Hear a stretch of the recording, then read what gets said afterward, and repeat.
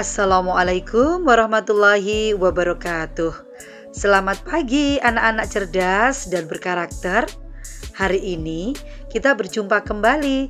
Semoga anak-anak selalu dalam keadaan sehat ya. Dan kita akan melanjutkan belajar pada tema 3, peduli terhadap makhluk hidup, subtema 3, pembelajaran 1. Ayo kita mulai belajar dengan membaca doa anak-anak. Baca basmalah bersama-sama ya. Bismillahirrahmanirrahim. Semoga belajar kita hari ini lancar dan diberikan ilmu yang bermanfaat. Amin amin ya rabbal alamin.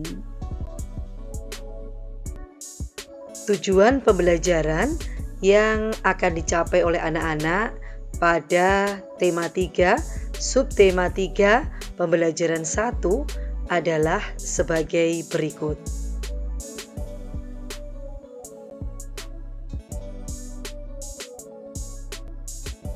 Anak-anakku yang cerdas berkarakter, masihkah kalian ingat apa materi yang kita pelajari pada pembelajaran sebelumnya?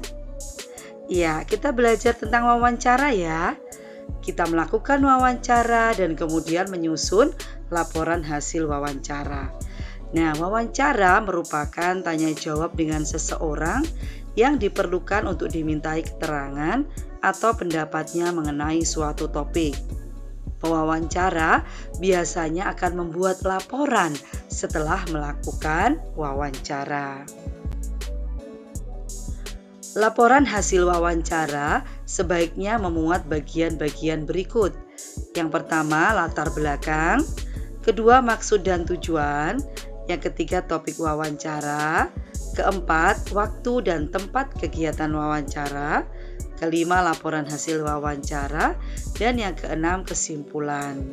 Nah, pada pembelajaran yang lalu, Ibu Guru sudah menjelaskan satu persatu bagian-bagian ini sekaligus sudah memberikan contohnya.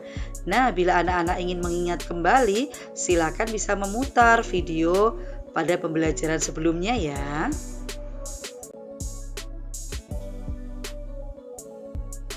Anak-anakku yang cerdas berkarakter, pernahkah kalian berpetualang ke desa?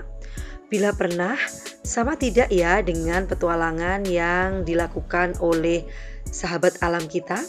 Coba perhatikan, di sini ada sebuah bacaan yang menceritakan tentang perjalanan sahabat alam ini ke sebuah desa. Bacaan ini berjudul Perjalanan ke Desa. Saat liburan, Dayu, Udin, Siti, Lani, Beni, dan Edo bersepeda menyusuri jalan di sekitar sekolah. Tanpa disadari, mereka sampai di daerah pedesaan. Pohon-pohon menjulang bagai deretan raksasa berjajar. Ada pohon mahoni, pohon asem, dan pohon mangga. Pemandangan yang sangat indah. Di ujung jalan, mereka berjumpa seorang tua, Pak Jajak namanya. Ia mengumpulkan daun-daun kering ke dalam karung dan akan membawanya pulang. Untuk apa daun-daun kering itu, Pak? Tanya Dayu. Untuk pembuatan pupuk kompos. Ayo ikut Bapak ke kebun, jawab Pak Jajak. Pak Jajak mengajak Dayu dan teman-teman berkunjung ke kebunnya. Di sana, Pak Jajak memelihara berbagai hewan ternak seperti ayam, bebek, kambing, dan sapi. Ia juga memelihara kerbau untuk membajak sawah.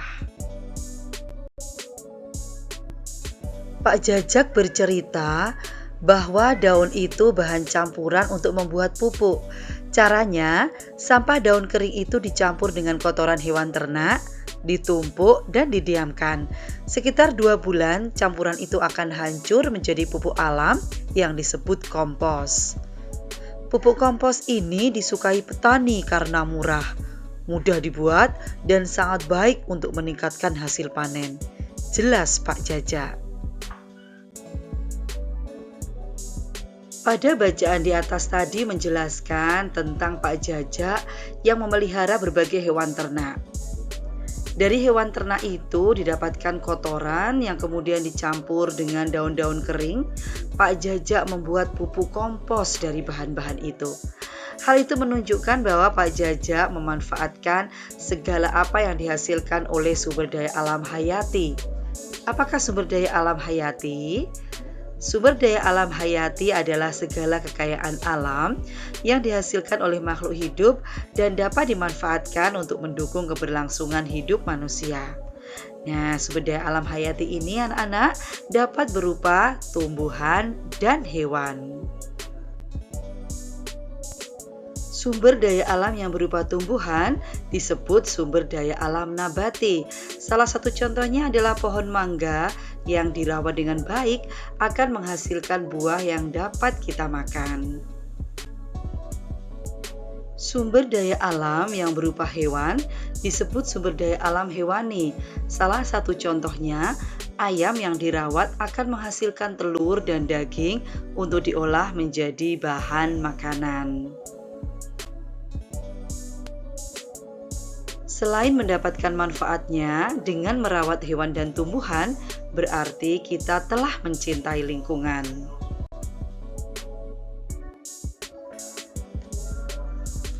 Peduli terhadap kelestarian sumber daya alam dan lingkungan sekitar dapat dilakukan dengan cara peduli terhadap hewan dan tumbuhan. Hewan dan tumbuhan memberi banyak manfaat kepada manusia. Sudah seharusnya kita menjaga dan merawatnya. Anak-anak, coba perhatikan gambar di samping ini. Gambar ini menunjukkan tanaman yang tidak terawat. Tanaman yang tidak terawat mudah terserang hama dan penyakit. Tanaman akan terlihat layu dan tidak segar karena tanaman tersebut kurang nutrisi dan air. Jika keadaan tersebut berlangsung terus-menerus, tanaman tersebut akan mati.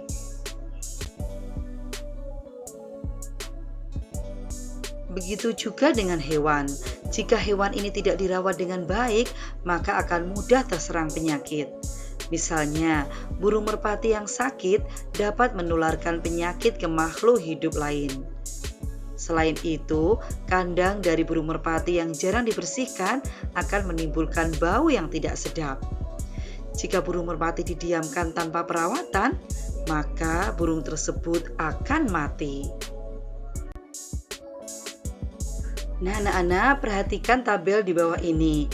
Tabel ini memuat ciri-ciri hewan yang terawat dan yang tidak terawat. Bagaimanakah ciri hewan yang terawat? Pertama, tubuhnya tegak dan bisa bergerak dengan lincah.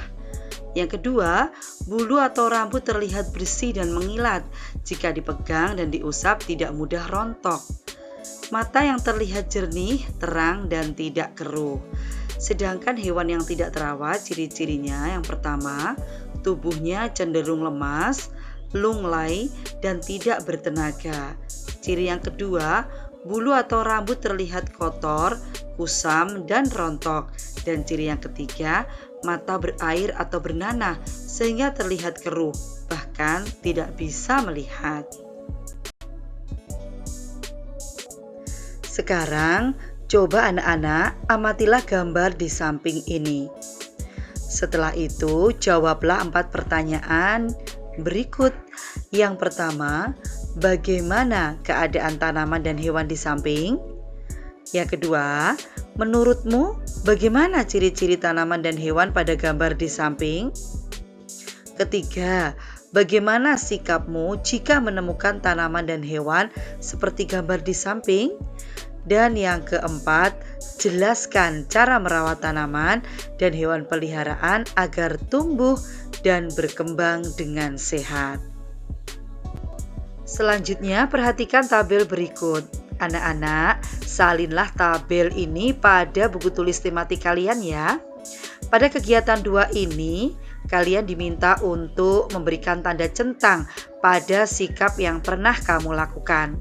Di sebelah kiri tabel ini ada kegiatan, ya, ada 6 kegiatan. Dan di sebelah kanan ada 3 pilihan sikap, yaitu selalu, kadang-kadang, tidak pernah. Nah, perhatikan kegiatan yang pertama, saya berikan contoh ya. Menanam atau merawat tanaman di rumah atau di sekolah. Jika kalian selalu melakukan kegiatan ini, maka berilah tanda centang pada kolom selalu. Seperti ini ya, bisa dipahami anak-anak? Silakan mengerjakan kegiatan 1 dan 2 dengan penuh semangat. Pada pembelajaran ini, kita sudah belajar melakukan kebiasaan baik terhadap lingkungan sekitar. Bukankah mensyukuri nikmat Tuhan salah satunya dengan merawat lingkungan dengan sebaik mungkin? Iya, semoga apa yang kita pelajari hari ini bermanfaat ya anak-anak. Selalu semangat belajar dan jauhkan dari rasa malas. Kita tutup pembelajaran pada hari ini dengan membaca hamdalah bersama-sama. Alhamdulillahirabbil alamin. Sampai jumpa pada pembelajaran selanjutnya. Wassalamualaikum warahmatullahi wabarakatuh.